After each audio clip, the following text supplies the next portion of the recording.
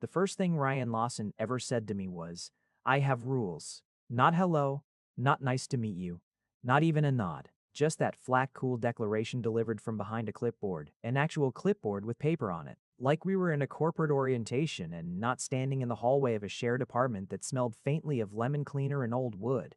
I'd barely gotten my duffel bag through the door. He was tall. That was the second thing I noticed, right after the clipboard. Broad-shouldered in a gray Henley that had been washed so many times it fit him like a second skin. Dark hair cut close on the sides, a little longer on top, and eyes the color of deep river water. That particular shade of green-brown that changes depending on how the light hits it.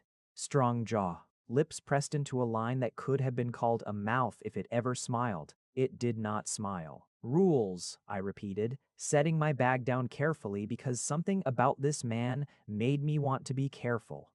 "Okay." He held out the clipboard. I took it. The list was typed, single-spaced, 2 pages, front and back. I skimmed the headers: kitchen protocol, bathroom scheduling, guest policy, noise parameters, shared space maintenance, utility, responsibility, temperature govern, temperature, temperature, governance. These are thorough, I managed. They work. He crossed his arms. Previous roommates had no structure. It created conflict. These eliminate conflict before it begins. I looked up from the list. He was watching me with that river water gaze, steady and unreadable, like he'd already assessed me and filed his report. I got the feeling the report wasn't glowing. "I'm Carol," I said. "Carol Adams." We spoke on the phone. A pause. Then, grudgingly, as if my name was a piece of information he was reluctant to accept, "Ryan." "Ryan Lawson." "Yeah, I remember." I smiled. He did not smile back. "Is there a quiz on these later, or read them before bed? Initial each section to confirm you've understood it. Leave the clipboard on the kitchen counter when you're done." He turned and walked back down the hallway. "I've labeled your shelf in the refrigerator." His door closed. I stood there in the entryway with a 2-page single-spaced house rule document in my hand, and I thought, this is going to be a disaster. I read the rules, all 47 of them. Some were reasonable. No dishes in the sink overnight. Replace shared supplies when they run out. Don't use the other person's toiletries. The kind of things any functional adult should do without being told. Some were specific to the point of being baffling. Rule 14. The television volume shall not exceed level 22 between the hours of 10 p.m. and 7 a.m. Not 20. Not 25. 22. Why 22? Royal 27. Guests are permitted on weekends only between 10 a.m. and 10 p.m. with 24 hours advance notice. Overnight guests require a written request submitted no fewer than 48 hours in advance. Written request. For having someone sleep over. In my own home, Rule 31. Emotional disturbances, including but not limited to crying, shouting, or prolonged brooding, should be confined to private spaces. Prolonged brooding. He'd actually written that down. Prolonged brooding. Rule 43. Maintain a minimum social distance of 3 feet when passing in shared hallways. Rule 45. Do not touch the other occupant's belongings without explicit verbal permission. Rule 47. This document supersedes all verbal agreements made prior to move-in. I initialed every section. I left the clipboard on the kitchen counter. Then I sat on my bed in my new room, which was smaller than I'd hoped, but had a window that caught the afternoon light in a way that made it feel golden. And I thought about Ryan Lawson and his river water eyes and his clipboard and the word supersedes. And I felt something stir in my chest that I wasn't prepared to name. The first week was formal. We passed each other in the kitchen in the mornings like two diplomats from countries with a complicated history. Polite. Careful. I made coffee. He made whatever complicated pour-over ritual he performed every morning with a kettle that he heated to a specific temperature using an actual thermometer. I watched him do it once, this precise, unhurried ceremony, his hands steady and deliberate, and I thought, he does everything like this. Like it matters. Like every small thing is worth doing exactly right. It was annoying. It was also, if I'm being honest, which I'm trying to be, quietly compelling. He worked from home most days, Some kind of data analytics consulting that he never elaborated on, just said the word analytics with the same tone most people say, obviously, and considered the matter closed. I was 3 weeks into a new job at a design firm across town, still figuring out the commute, still learning everyone's names, still eating lunch at my desk because the break room felt like a social minefield. I came home tired. He was always already there. Sometimes when I came through the door, I could hear him on a call.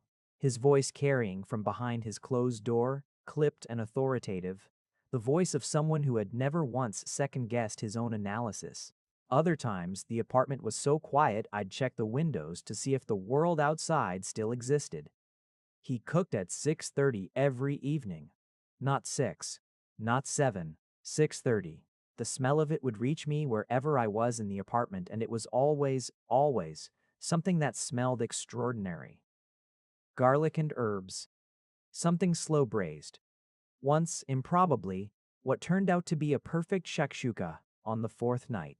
I was in the kitchen making sad pasta, the kind where you just boil noodles and put butter on them because it's 9 p.m. and you forgot to eat dinner and you have no energy to be a person. When he came out of his room, took one look at my pot and said without preamble, "That's not enough."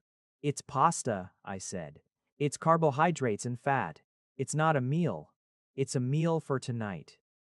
He looked at me for a moment. Then he opened the refrigerator, pulled out leftovers in a glass container. The man used glass containers, labeled, dated, and put them in a pan on the stove without another word. 15 minutes later, there was a plate of actual food in front of me, something with lentils and roasted vegetables and a sauce that tasted like it had been simmering for hours. "I had extra," he said before I could say anything. "It would have gone to waste." He went back to his room. I ate alone at the kitchen table and tried very hard not to feel anything about it. The first rule he broke was Rule 43. 3 feet of minimum social distance in shared hallways. It happened on a Sunday morning, 3 weeks in. I was half asleep, making my way to the bathroom in the t-shirt and boxers I'd slept in, hair catastrophic, not entirely certain I was awake. He came out of the bathroom at the exact same moment. The hallway was narrow. We nearly collided. He caught my arm to steady me. His hand was warm. His grip was firm and certain, the kind of grip that says, "I have you," without any drama about it. He was close enough that I could smell his soap, something clean and faintly woody, and his expression, for just a moment, shifted. Something crossed his face that wasn't his usual careful blankness, something that looked almost like startled. Then he let go, stepped back. "Sorry," I said, because one of us had to say something. "My fault." His voice was slightly lower than usual. He cleared his throat. "I should have waited." He went back into his room. I stood in the hallway for a second, my arm still warm where he touched it, and thought, The second rule he broke was Rule 27, the guest policy. My friend Petra came over on a Friday, not a weekend technically, and definitely without 24 hours advance notice, because she texted me from the lobby at 7 p.m. with a bottle of wine and the energy of someone who'd had a week and needed to debrief it. I let her in. She was loud and bright, and she talked with her hands, and she filled the apartment with a kind of chaos that I was fairly certain would register on Ryan Lawson's personal seismograph as a code red event. He came out of his office at 8, presumably for water, and stopped in the kitchen doorway. Petra was in the middle of a story involving her coworker, a stapler, and what she called the single most passive-aggressive email in the history of professional communication. She paused when she saw him. "Oh," she said, "you must be the roommate." He looked at me. I widened my eyes slightly in a way that I hoped communicated. "Please be normal for 5 minutes." "Ryan," he said. "Petra." She held out her hand and he shook it. This precise, professional handshake, and she looked him up and down with the unsettled assessment she applied to everything and everyone. "Carol talks about you." "I don't," I said immediately. "He does," she said, not looking at me. "He said you have rules." 47 of them, Ryan said, and something about his tone, dry, almost wry, made me look at him more carefully. Was that a joke? Was Ryan Lawson making a joke? "That's incredible," Petra said with complete sincerity. "I respect that. I need someone like you in my life. My life has no structure." A pause. Then, unmistakably, the corner of his mouth moved upward. Just slightly. Just for a moment. "That's apparent." She laughed. He almost smiled. He got his water and went back to his room, and Petra turned to me with an expression I recognized as dangerous. "He's gorgeous," she said. "Stop. Carol, I live with him. Stop." She stopped talking about it. But she kept looking at his closed door with the expression of someone who has spotted something interesting that she fully intends to revisit. He never mentioned the unauthorized weeknight guest. The 24-hour notice requirement went unaddressed. Rule 27, technically, had been suspended. I told myself it meant nothing. He left a book on the kitchen table in the fourth week. I didn't notice it at first. Just saw it sitting there next to the fruit bowl, face down. A thick paperback with a worn spine. When I picked it up to move it, I saw the title. It was a novel I'd mentioned in passing, weeks ago, in the context of a conversation about something else entirely. I'd said something like, "Oh, I've always meant to read that," and moved on before he could respond. He'd apparently filed it. There was no note, no explanation, just the book left where I would find it. I put it back exactly where it had been, like it was something fragile, and then I stood there for a moment with a feeling in my chest like the moment before a storm breaks, when the air changes and you know something is coming but you don't know what shape it will take. I read the book in 4 days, left it back on the table with a post-it note that said, "Devastating. Recommend." It was gone by morning. The month turned. The weather shifted, the city shedding autumn for something colder and more serious, and the apartment became a place I thought about during the day, which was new. I'd always been someone who maintained a very clear separation between the spaces of my life. Work was work, home was home, and home was just a place you returned to. But something about the evenings, now the particular quality of being in those rooms with Ryan's closed-door presence and his labeled leftovers and his total, committed seriousness about everything, it made the apartment feel less like a way station and more like somewhere I belonged. I noticed things about him. He read at night. I could see the light under his door. Late. Later than the noise parameter curfew he'd imposed on me. He went for runs at 5:45 in the morning, not 5:30, not 6, and came back flushed and quiet and slightly more human-looking than usual. He had one plant on his windowsill, a small stubborn succulent that somehow survived under his care. And he watered it every Wednesday with the same precision he brought to everything. He had a favorite mug, green glazed ceramic, clearly old, and he never put it in the dishwasher, always washed it by hand. He didn't talk much. When he did, it was usually direct, usually about something practical. But occasionally, and this was the thing that undid me slowly, over weeks, he would say something that was just slightly more than that. A dry observation. A question that was sharper than it appeared. A comment that landed somewhere between a statement and an invitation, and then he'd turn away before I could respond properly, as if he hadn't quite meant to say it out loud. One evening, I was sitting at the kitchen table working on a layout for a project laptop, open papers spread out. The controlled chaos of creative work taking up more space than Rule 36. Shared surfaces must be returned to their neutral state within 2 hours of use, probably allowed. He came in, looked at the spread, and instead of citing the rule, pulled out the chair across from me and sat down. "What's the project?" he said.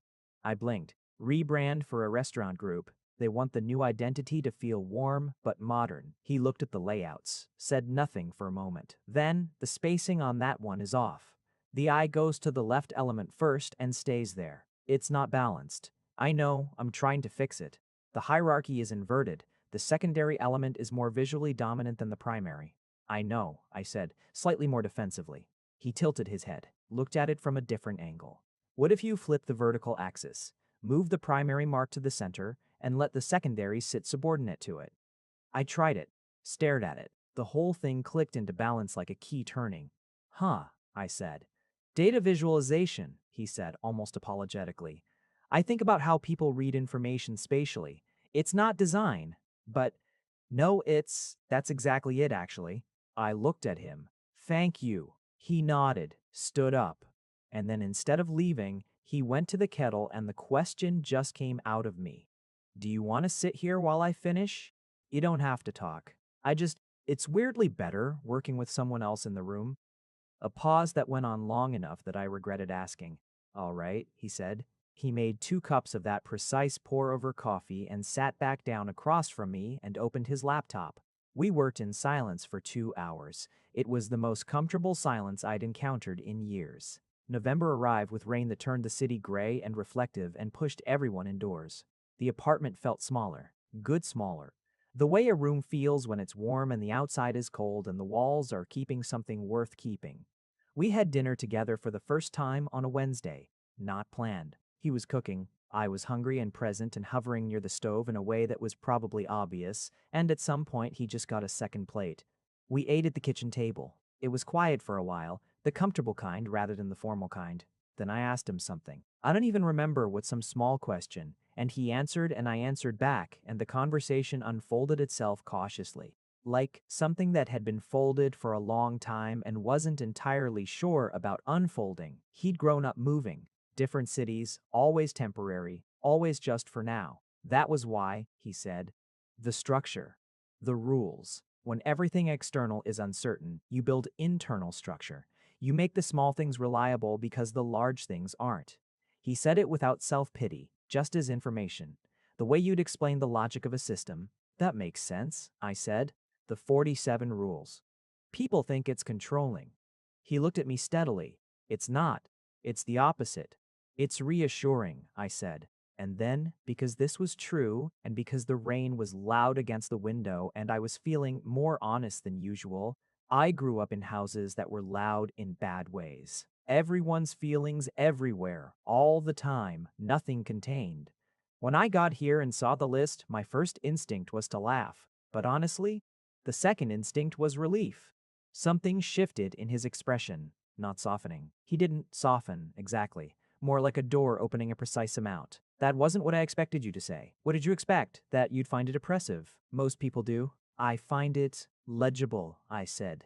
I know what the rules are. I know where I stand. There's no guessing. He was quiet for a moment, looking at me. You broke Rule 14 last night, he said. The television was at 24. I know, I'm sorry. I could hear it, he said, and then so quietly that I almost missed it. I didn't mind. The hallway incident happened again in mid-November, but differently. I'd come back late from a work event, not drunk, but loosened, the way you get when you've been social for 5 hours and your edges have blurred. He was already in the hallway when I came in, coming from the bathroom in a t-shirt and sweatpants, barefoot, looking more undone than I'd ever seen him. You're back late, he said. Work thing. I dropped my bag, looked at him. Something about the lateness and the low light made the usual rules feel suspended. You waited up? I wasn't waiting.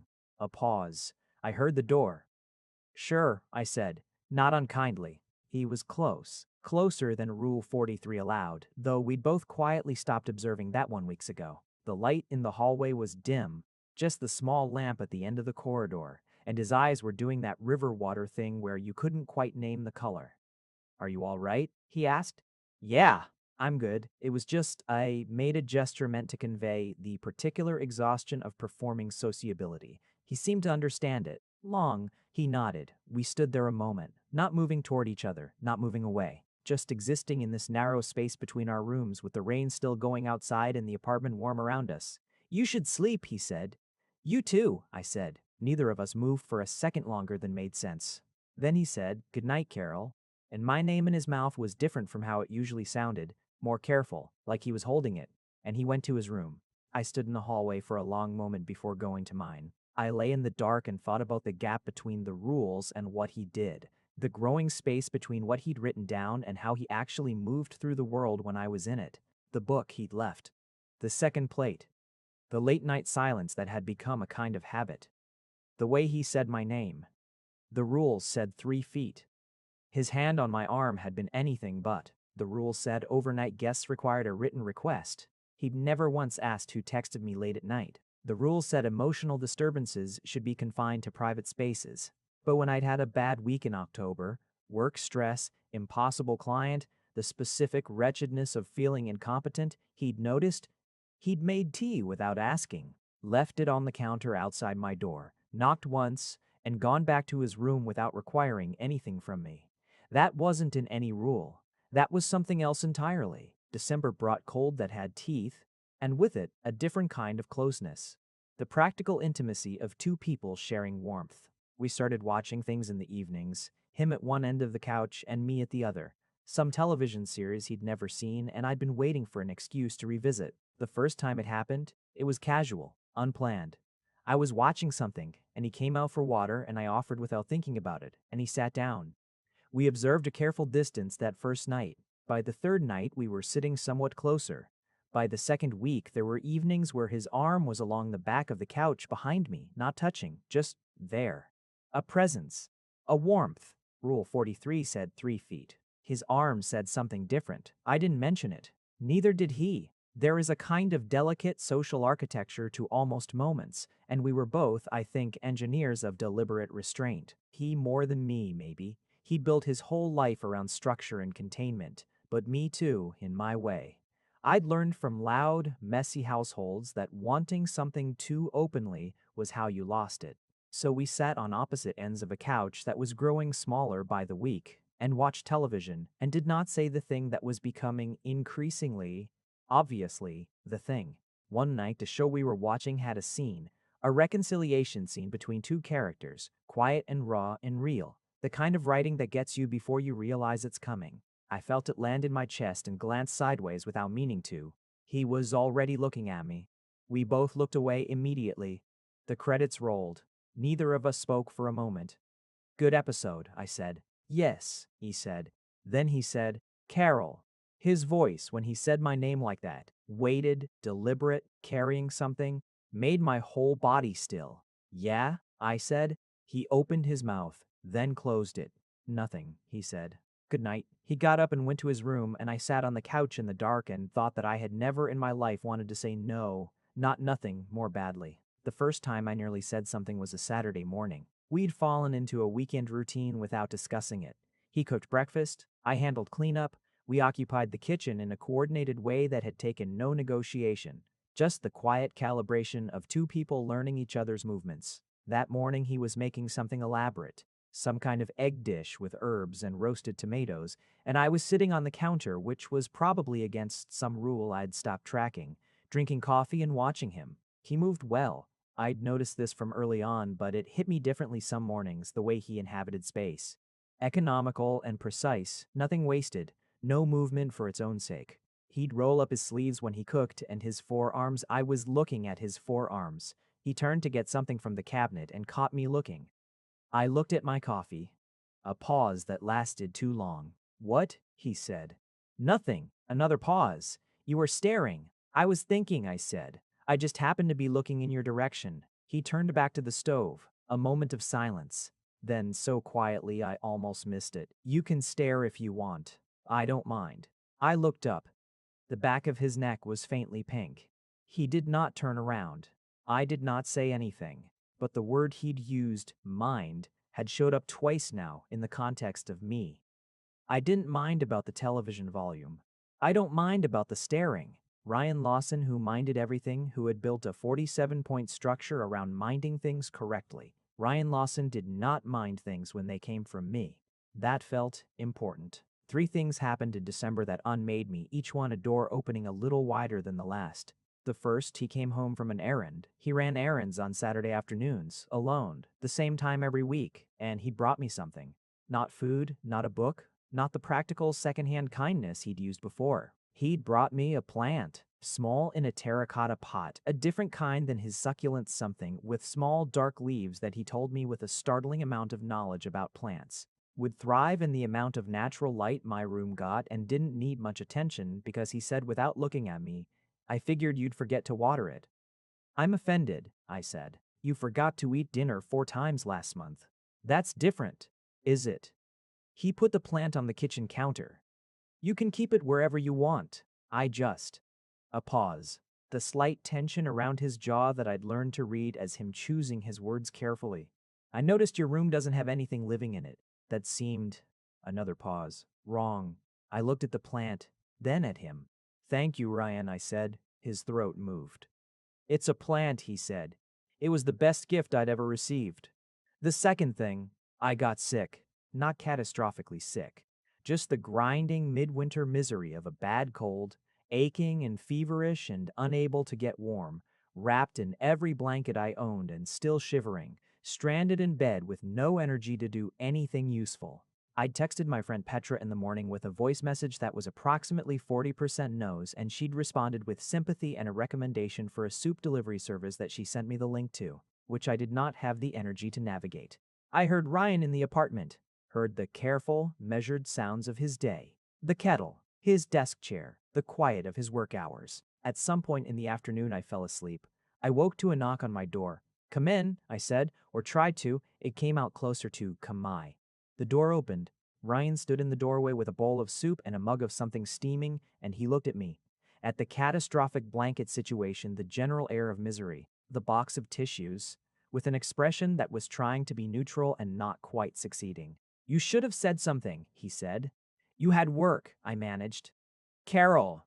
He said my name in the particular way he had, the weighted one, and came and set the soup and the mug on my nightstand. The mug was tea with something in it that smelled like ginger and honey.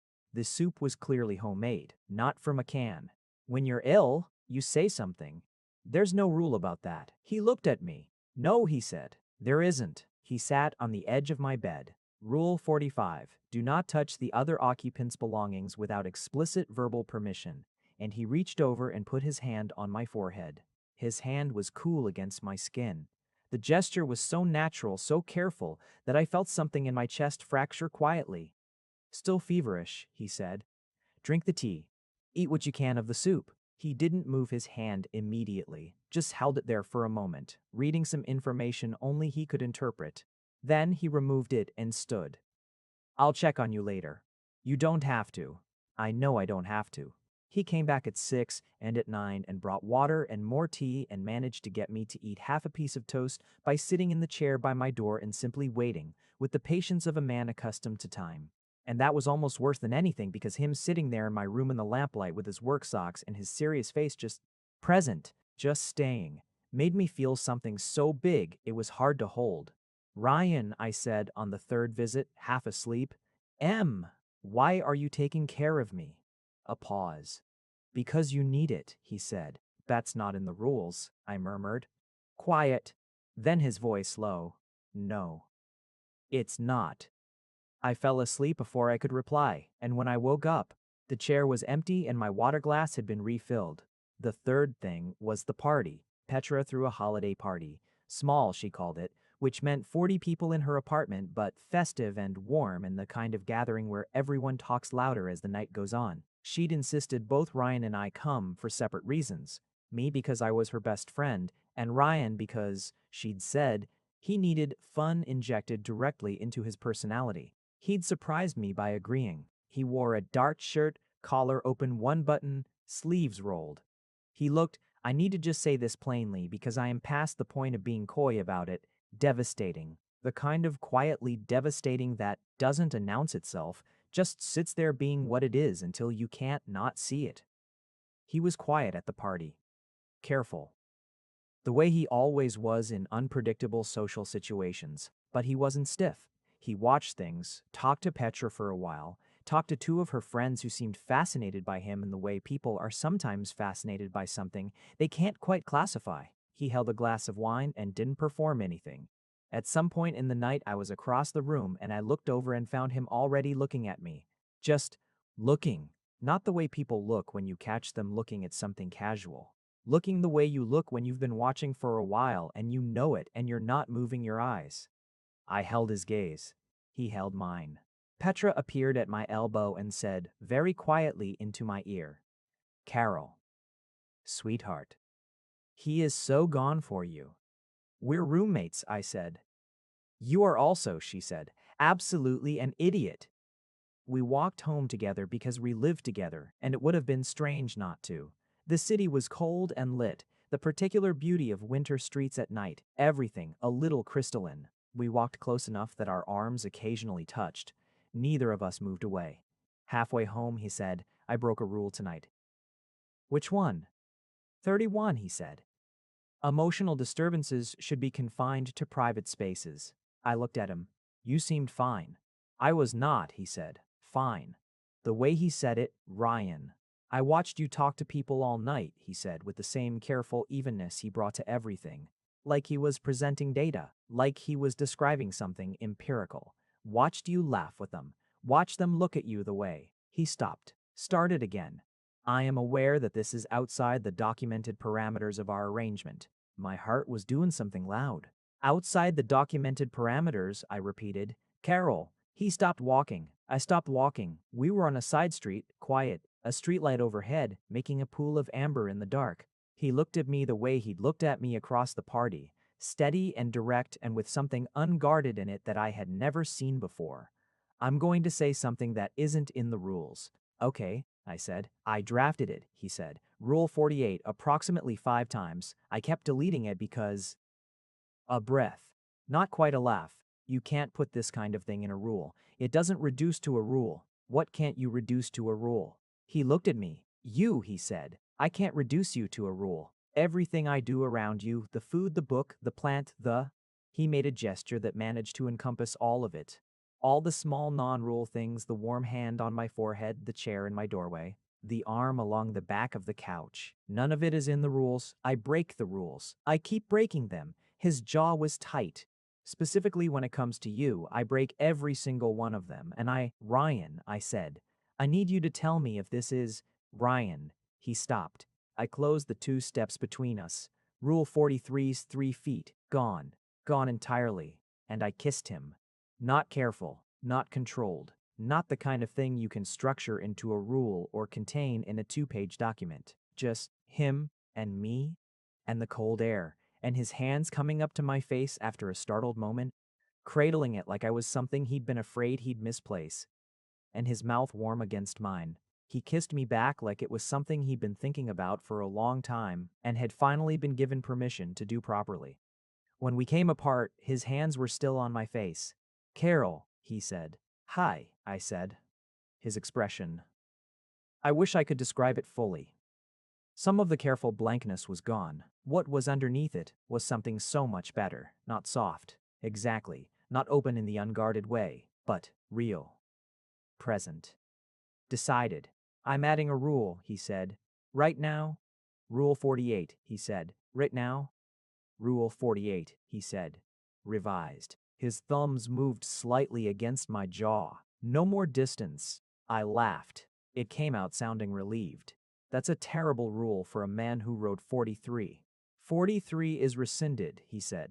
Then, retroactively. 43 is rescinded, he said. Then, retroactively. Here's what I want to tell you about falling in love with Ryan Lawson. It was not a lightning strike thing. It was not a montage. It was a slow architectural thing, something that was built one small certainty at a time, one deliberate act at a time, until the structure was so solid I couldn't find where it had started. He loved with the same precision and intention that he brought to everything. Nothing careless, nothing offhand. He thought about things. Prepared. The care was always specific. Not a generic gesture, but exactly the right gesture, calibrated to you, to what you needed, to what he'd observed. That attention, God, that attention, being seen by Ryan Lawson, being the subject of that steady river water gaze, turned not analytical but warm. That was something I hadn't known I was missing until I had it. He was still structured. The rules still existed, most of them. We went through them together one evening in January, me on the couch and him at the table, the list between us, and we annotated it. Some survived unchanged. Reasonable things, the kitchen protocol, the utility stuff. Some were revised. Some were crossed out entirely with a pen, neatly, him not making a fuss about it. Rule 43, crossed out. Rule 45, do not touch the other occupant's belongings without explicit verbal permission. He crossed that out too and then added in the margin, in his precise handwriting, amendment, blanket permission granted. Carol Adams, ongoing. I'd laughed until I cried a little. He'd watched me with the expression I'd come to recognize as his happy face. Not a wide smile, not unconstrained, just this quiet, resolute thing. This look that said, you are exactly where you're supposed to be. He still made the pour-over coffee every morning. The same careful ritual, the thermometer, and the specific timing. He still cooked at 6:30. Still ran at 5:45. Still watered his succulent every Wednesday. Still labeled things. But now he made 2 cups. He left one on the counter for me before I was awake, and the exact temperature was the temperature I liked, which he'd noted without asking about it, that was Ryan. That was exactly Ryan. That was the way he loved, observing, remembering, doing without announcement. He stopped going to his room right after dinner. He stayed. He learned to stop in the middle of a thought when I made a certain face and ask what I was thinking instead of completing his sentence. I learned to just say when something was wrong because he couldn't code switch into indirect emotional communication and didn't apologize for it, and that was good. It was clarifying. I'd grown up with too many feelings and not enough words. He'd grown up with too many words for too few feelings. We were corrective for each other. He told me about the cities one night. All of them. I told him about the house. We sat in the dark on the couch and traded the things we'd both needed to say to someone for a long time. And it was one of those nights you can't plan that. Either happens or doesn't. That becomes one of the fixed points you orient yourself by afterward. At the end of it, he took my hand, held it with the same quiet certainty as everything else. The rules, I said quietly, were never about control. No, he agreed. They were about making somewhere feel safe. A pause. Then, yes. Does it? I said. Feel safe. He turned to look at me. His thumb moved over my knuckles, once, deliberate. Yes, he said. It does now. Months later, late spring, the city warm again, the window in the kitchen open to let in the night air. I found a revised copy of the rules on the kitchen table, printed, neat. He'd reformatted it. Most of the original 47 were there, trimmed and annotated. Some sections had been collapsed. Temperature governance had been updated to reflect that we'd negotiated a permanent compromise at 18.5 degrees. We'd actually negotiated, sat down and talked about it like adults, and both felt like we'd won something. Rule 43 was gone. Rule 45 had been replaced, and at the bottom, Rule 48, not deleted, not revised away, was there in full, typed with the same precise formatting as everything that had preceded it. Rule 48. Carol Adams is the exception to every preceding rule, in all cases, without limitation. This supersedes all prior restrictions and is not subject to review. Below it, a note in his handwriting. This one I'm keeping. I stood in the kitchen and felt the morning light come through the window and land on the paper in my hands, this utterly ridiculous earnest, completely him. Document 47 rules and a 48 that broke them all. And I thought about the night I'd arrived with a duffel bag and gotten handed a clipboard instead of a hello. And I thought about how unexpectedly, quietly, permanently, I had come to belong here, in this apartment, in this life, with this man and his river water eyes and his labeled leftovers and his plant and his rules that he broke, every single one when it came to me. I left a post-it note on top of the list, keeping mine too. End. My strict alpha roommate made 47 house rules. He breaks every single one when it comes to me. Carol Adams and Ryan Lawson. An addendum. The smaller moments that didn't fit in the middle but belong somewhere. There is a moment in early learning. Someone that I think goes unwritten most of the time because it doesn't have the shape of a story beat. It's not the first kiss or the declaration or the grand turning point. It's earlier than that, and honestly, it might matter more. It's the moment you realize you've started protecting someone's feelings before they've asked you to. For me, with Ryan, it was a Thursday in October. He'd had a difficult client call. I didn't know the details. He was private about work, professional in a way that sealed itself. But I could hear it through his closed door. The slightly sharpened edge in his voice that I'd learned meant he was managing frustration rather than not feeling it. When he came out afterward, his expression was the blank he used as armor. Perfectly in place, nothing showing. I was making dinner. Nothing elaborate, just enough. I had the television on low in the background, some documentary about architecture that I'd put on because it filled silence without demanding attention. I didn't ask what was wrong. I didn't turn up the warmth or make it an event. I just made a plate for him too. Rule 32 says nothing about that. There's no rule about it, that's the point. And set it on the table and said, the dining sequence starts in 2 minutes. If you want to watch something that isn't tragic. He looked at the plate. Then he sat down. We watched architects argue about structural integrity for 45 minutes and he ate everything on the plate and said almost nothing. And by the end of it, some of the armor had come off his face and he looked like himself again, the real underneath version. Thank you, he said when he got up. For what? I said. He looked at me for a moment. Exactly, he said. That was the moment. Not a kiss, not a confession. Just exactly. The understanding that care is sometimes most itself when it doesn't require acknowledgement, when it just makes a plate and asks nothing in return. I've thought about that exchange more than I've thought about much else. There was a period in November where we had a conflict. I want to include this because I think leaving it out would make the story dishonest. Make it feel like Ryan's rules and my adaptability created smooth water all the way down, and that's not what happened. We were two people living closely, coming from different architectures of feeling, and eventually we collided. It was about nothing important. Guest policy.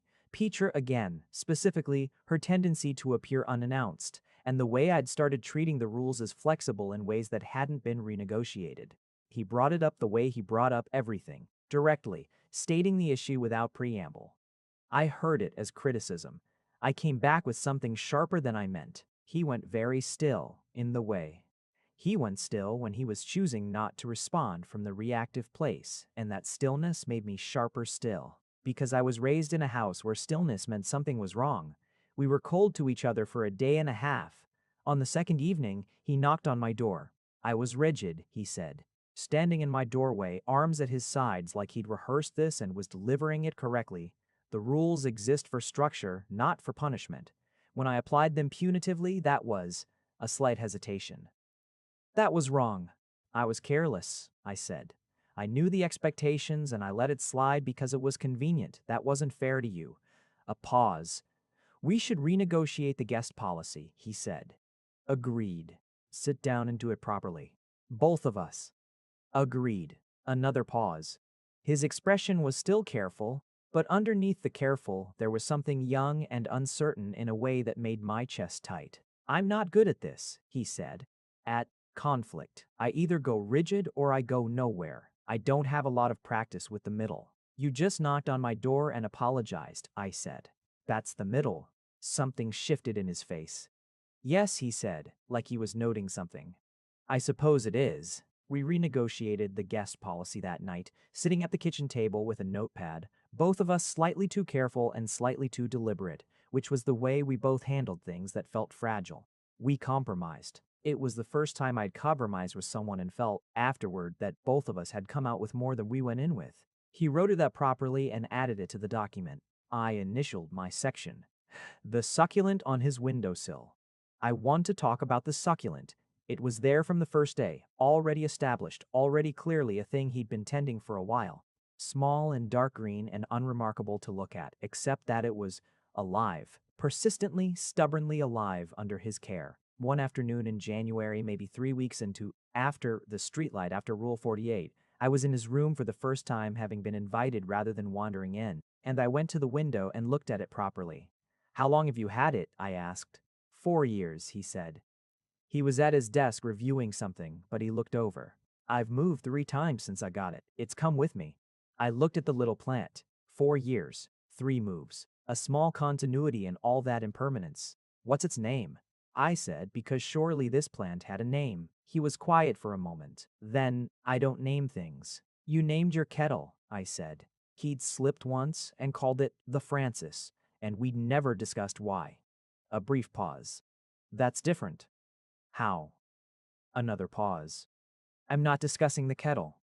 I laughed and looked back at the plant, reached out and touched one of the leaves lightly. You should name it, I said. I'll consider it. He did not name it in my presence. But a month later, I noticed there was a very small, very neatly written label stuck to the pot that said, in his handwriting, Carol's suggestion pending. I didn't say anything about it. He didn't say anything about it. He didn't say anything about it. It's still there. The thing about loving someone who communicates in structure and precision is that when they choose words, they mean them exactly, not dramatically, not with performance, but exactly. Ryan never said things he didn't mean, never offered more than he had to give, which meant that everything he gave was real in a way I hadn't always had access to. That particular solid weight of a thing you can trust. When he said he didn't mind, he didn't mind. When he said he'd check on me, he checked on me. When he said no more distance on a cold street with his hands on my face, he meant it forward, into all the days after it. I'd had relationships before that were warmer on the surface and emptier underneath. Relationships where words came easily and meant less. Where I never quite knew where I stood because standing places shifted. I'd thought at various points in my adult life that this was simply how love was, a pleasant uncertainty, a constant rereading of signs. Ryan Lawson, with his 47 rules and his succulent and his precise coffee and his retroactively granted permissions, rewrote that assumption so thoroughly I couldn't find it anymore. Love could be legible. That was what I'd said to him that night at dinner, and I'd meant it about the rules. But it turned out I'd meant it about much more. Love could tell you where you stood. Love could be structured and still be warm. Love could have a document, an absurd single-spaced initial document, and also break every word of it in the places where breaking mattered more. He broke the rules for me, every single one, in every way that counted. And then he rewrote them, carefully, with annotation, with my name in the final clause. Late spring, the window open, the city smelling of warmth and green things. We're in the kitchen, him at the stove, me at the table with my laptop, and the radio is on low, which is something I introduced slowly in small volume increments over several months, and which he now seems to consider acceptable background rather than noise. He's cooking something that smells like it has wine in it. His sleeves are rolled up. My plant, the one he gave me, is on the windowsill next to his. They're different shapes, different textures, both alive and doing fine in the late afternoon light. He says, without turning around, "You're staring again." "Thinking," I say, in your general direction. A sound that, on him, constitutes warmth. What about how I almost found the rules insufferable, I say. He does turn around now, spatula in hand, one eyebrow slightly raised in the expression that is his version of, "Oh, really? Almost," I say. "Almost," he repeats. The second instinct was relief, I tell him, which is what I told him that first dinner, and which remains true, and which I think will remain true for a long time. "Remember? I told you." He holds my gaze for a moment, sets down the spatula, comes to the table and puts his hand on the back of my chair, bends down and kisses the top of my head. The gesture is so ordinary and so deliberate, so fully his, that I feel it everywhere. "I remember," he says. Then he goes back to the stove. The radio plays. The city comes through the window. The plants on the sill do their quiet work. Rule 48, I think. No exceptions to the exception. No end to the ongoing. Here, I think. Right here. This is where I stand.